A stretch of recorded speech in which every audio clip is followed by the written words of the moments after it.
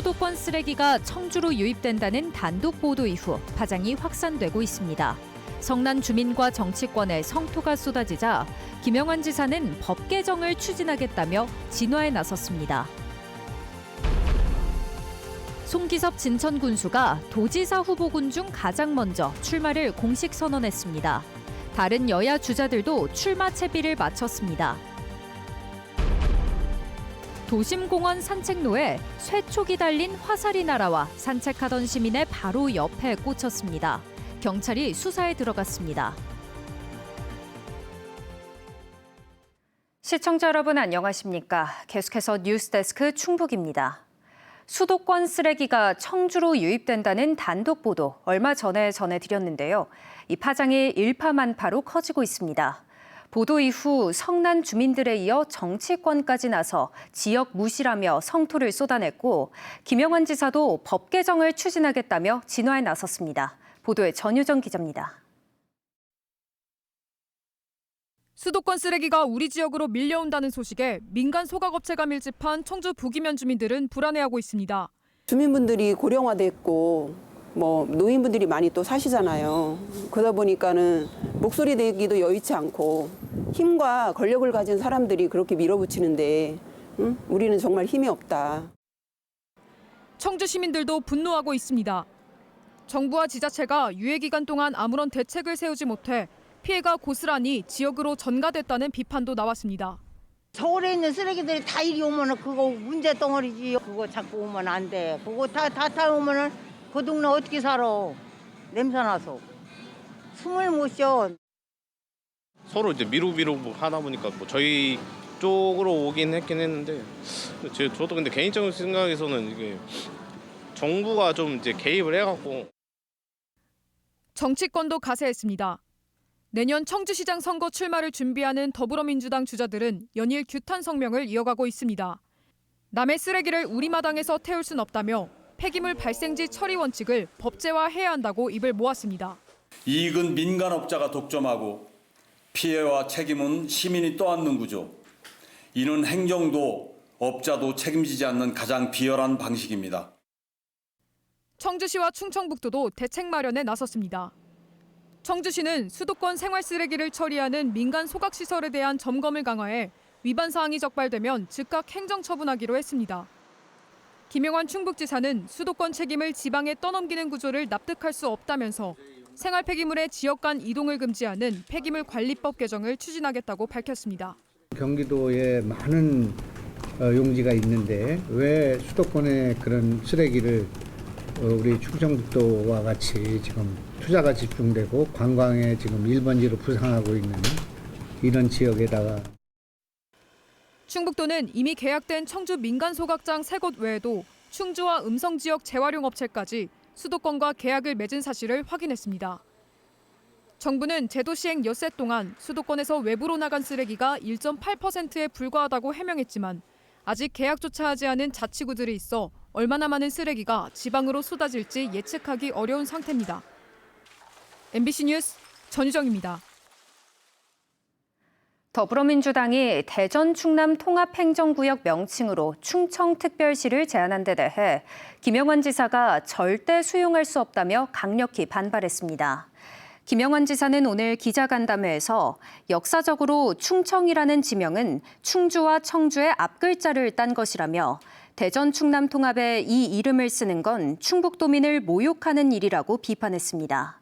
김 지사는 두 시도의 통합 자체를 반대하진 않지만 충북에 불이익을 주는 일은 용납할 수 없다고 강조했습니다. 앞서 민주당 특위는 지난 6일 통합시 잠정 명칭을 충청특별시로 정했지만 이장우 대전시장도 이에 대해 반대 의사를 밝힌 바 있습니다.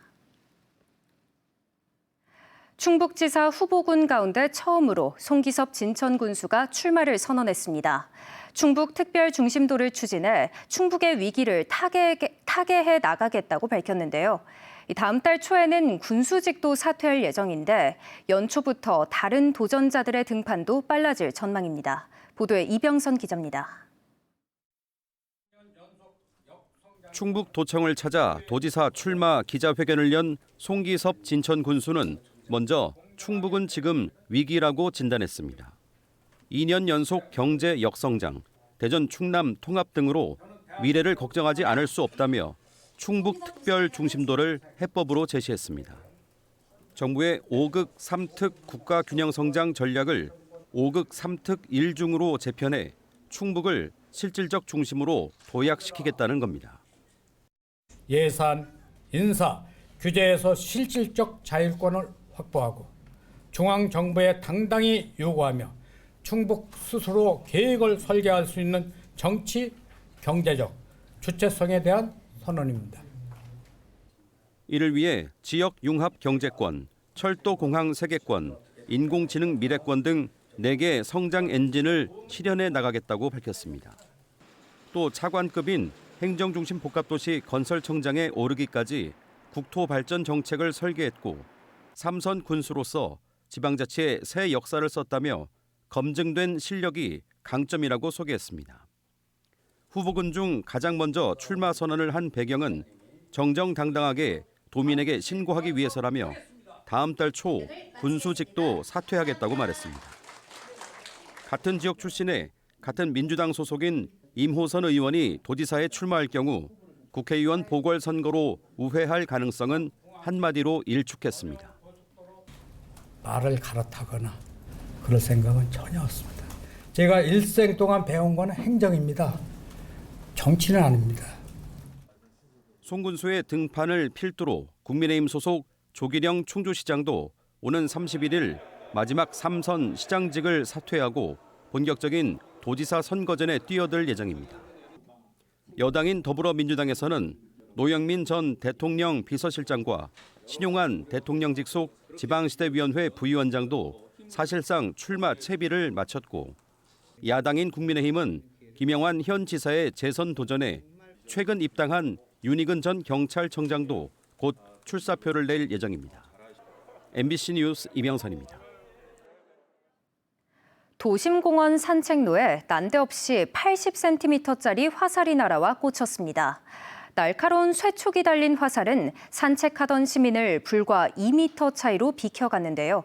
경찰이 용의자 추적에 나섰습니다. 김주혜 기자의 보도입니다. 청주의 한 공원 주차장. 주차된 차량으로 다가간 두 남성이 트렁크에서 길쭉한 장비를 꺼냅니다. 한 명이 먼저 활 시위를 당기는 자세를 취해 보이고 다른 한 명도 뒤따라 거들더니 공원 쪽을 향해 활을 겨눕니다. 잠시 뒤 112 상황실에 다급한 신고가 접수됐습니다. 근처에서 강아지와 산책하던 50대 여성이 무언가 바람을 가르는 소리에 놀라 쳐다봤더니 자신의 옆에 화살이 날아와 꽂혀 있다는 내용이었습니다. 돌 같은 게 탁 부딪히는 같은 그런 강한 소리가 나서 하면서 불러봤는데 옆에 화살이 있었어요. 그냥 겁나서 얼른 강아지를 안고. 화살은 공원 건너편에서부터 날아와 산책하던 피해자 바로 근처에 화단에 꽂혔습니다. 발견된 화살은 길이 80cm에 끝에는 날카로운 쇠로 된 촉이 달려 있었습니다. 피해자와 불과 2m 거리에 화살이 떨어졌는데 사람이 맞았다면 생명까지 위험할 수 있었던 상황이었습니다. 사람이 진짜 맞을 수도 있는 위치에 활을 쐈다는 거는 꼭 잡혔으면 좋겠고 응당한 처벌을 좀 받았으면 좋겠고. 총포법상 허가가 필요한 석궁과 달리 일반 양궁 장비는 누구나 인터넷으로 쉽게 살 수 있습니다. 흉기가 될 수 있기 때문에 용도에 맞는 활용이 실제로 이루어지고 있는가에 관한 추적 점검 같은 것은 필요하지 않을까. 경찰은 CCTV를 분석해 활을 쏜 것으로 추정되는 남성 2명을 용의자로 특정하고 행방을 쫓고 있습니다. MBC 뉴스 김주혜입니다. 충북 도내 농가에서 고병원성 조류인플루엔자 확진이 잇따르자 충청북도가 11개 시군과 긴급 방역 영상회의를 열었습니다. 김영환 지사는 추가 확산을 막기 위해 가용한 자원을 총동원해달라고 주문했고 올겨울 들어 두 번째 확진 농가가 나온 진천군을 찾아 방역 현장을 점검했습니다. 현재까지 충북에서는 산란계 농장 4곳을 포함해 모두 9곳이 확진 판정을 받았습니다. 방역당국은 이번 바이러스 전파력이 예년보다 10배나 강한 것으로 파악하고 있으며 농장 인근 저수지나 하천에 머무는 철새로부터 감염이 이루어진 것으로 보고 있습니다. 청주 오송역 폭파를 예고하는 온라인 게시글을 쓴 남성이 경찰에 붙잡혔습니다. 서울 용산경찰서는 그제 한 온라인 커뮤니티에 폭발물 사진과 함께 오송에 터뜨리면 되겠다는 취지의 글을 올린 30대 남성을 공중협박 혐의로 체포했습니다. 당시 경찰 특공대와 군부대가 투입돼 오송역에서 수색을 벌였지만 폭발물은 발견되지 않았습니다. 이 남성은 재미로 글을 올렸다고 진술한 것으로 알려진 가운데 경찰은 정확한 경위를 조사 중입니다. 오송 지하차도 참사가 발생한 지 어느덧 햇수로 4년째입니다. 시간은 흘렀지만 참사는 해결된 과거가 아니라 여전히 진행 중인 아픔으로 남아 있는데요. 재판은 제자리 걸음이고 희생자를 기릴 추모비도 갈 곳을 잃었습니다. 해를 넘긴 오송 참사의 현 주소와 남은 과제들, 김은초 기자가 짚어봤습니다. 지하차도 위로 차량들이 쉴 새 없이 오갑니다. 14명의 목숨을 앗아간 현장에는 기억의 길이란 이름이 붙었고 시설도 정비됐지만 남겨진 과제들은 여전히 도로 위 먼지처럼 흩날리고 있습니다. 가장 큰 문제는 더디기만 한 책임 규명입니다. 중대시민재해 혐의로 기소된 이범석 청주시장의 재판은 1년이 지나도록 정식 재판은 첫 발도 떼지 못했습니다. 지금까지 열린 건 쟁점을 정리하는 공판 준비기일만 4차례. 정식 재판은 다음 달 24일에야 시작합니다. 단체장에게 실질적인 관리 책임이 있었는지가 핵심 쟁점인데 오는 6월 지방선거 전까지 1심 결론이 나는 건 사실상 불가능해졌습니다. 최고 책임자로 지목됐던 김영환 충북지사의 상황도 마찬가지입니다. 검찰의 불기소 처분에 유가족이 항고했지만 대전고검은 해가 바뀌도록 기소 여부를 결정하지 않고 있습니다. 수사와 재판이 장기화하는 사이 법적 책임을 지고 처벌받은 고위직 공무원은 한 명도 없습니다. 오래 이렇게 끌고 가야 되는 꼭 이런 문제인지는 솔직히 저도 잘 이해가 되지 않는 부분이죠. 그냥 이렇게 끝나는 게 아닌가 싶기도 하고. 그나마 정부 차원의 공식 기록은 조만간 나올 것으로 보입니다.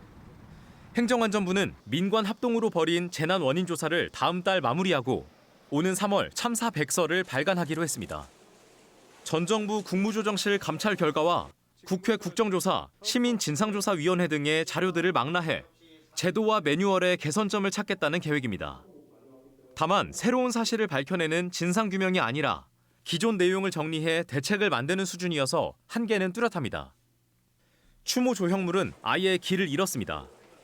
충청북도와 유가족이 도청 내 건립을 합의했지만 도의회가 공감대 부족을 이유로 지난해 2차례나 예산을 전액 삭감하며 백지화했습니다. 올해 추경에 다시 올리는 방안도 불투명하고 중재에 나선 행안부도 뾰족한 수가 없습니다. 이태원 참사 추모 공간인 별들의 집처럼 건물을 임대하는 방식도 논의되고 있지만 이마저도 임시 방편인데다 비용 문제 등 넘어야 할 산이 많습니다. 오송 참사와 같은 참사가 재발되지 않기를 바라는 교훈적인 공간이 될 거라고. 그런데 이 공간이 유가족분들이 누구의 눈치를 보거나 예산 때문에 또 이제 위축이 된다거나 이렇게 되면은 안 될 것 같습니다. 진상규명도 추모도 무엇 하나 온전히 매듭짓지 못한 채 4번째 해를 맞았습니다. 2026년은 치유의 시작이 될지 아니면 또 다른 희망 고문의 시간이 될지 남은 과제들은 여전히 무겁습니다. MBC 뉴스 김은초입니다. 마라톤 대회 도중 선수가 트럭에 치여 숨진 사고와 관련해 대회 안전관리 책임자가 검찰에 넘겨졌습니다. 충북경찰청은 지난해 11월 열린 충북 시군대항 역전 마라톤 대회에서 피해 선수를 담당했던 충북 육상연맹 소속 60대 심판을 업무상 과실치사 혐의로 불구속 송치했습니다. 대회에선 선수 보호를 위해 운영 차량이 주자들의 뒤를 따라야 하는 의무를 다하지 못했다고 경찰은 판단했습니다. 사고를 낸 80대 트럭 운전자는 지난달 검찰에 넘겨졌습니다. 괴산군 청천면에서 치매를 앓던 60대 남성이 집을 나간 뒤 열흘째 돌아오지 않아 경찰과 소방당국이 수색에 나섰습니다. 지난달 30일 아내의 실종 신고가 접수됐으며 CCTV 확인 결과 실종 당일 새벽 1시 40분쯤 인근 후영교를 건너는 모습이 마지막으로 포착됐습니다. 경찰과 소방당국은 오늘 오전부터 인력 80여 명과 드론, 구조견 등을 투입해 청천면 일대를 집중 수색하고 있습니다. 청주 후쿠오카 노선이 올 하계 기간에도 주 7회 운영합니다. 에어로케이 항공은 3월 29일부터 10월 24일까지 하계 기간에도 청주 후쿠오카 노선을 주 7회 매일 운항한다고 밝혔습니다. 청주 출발편은 오전 6시 35분, 귀국편은 오전 10시 도착입니다. 에어로케이 항공은 청주 후쿠오카 노선은 이른 출발 도착 시간대로 중부권 고객의 선호도가 높아 주 7회 운항을 연장했다고 밝혔습니다. 고환율 기조가 계속되면서 도내 수출입 기업들이 경영에 어려움을 호소하고 나섰습니다. 이보권 경제부 지사와 코트라 무역협회 등이 참석한 수출입 기업 대책회의에서 참석 기업들은 고환율 장기화에 따른 원가 부담 증가와 환율 변동 위험 관리에 어려움을 토로하며 자금 지원 확대를 건의했습니다. 뉴스를 마칩니다. 고맙습니다.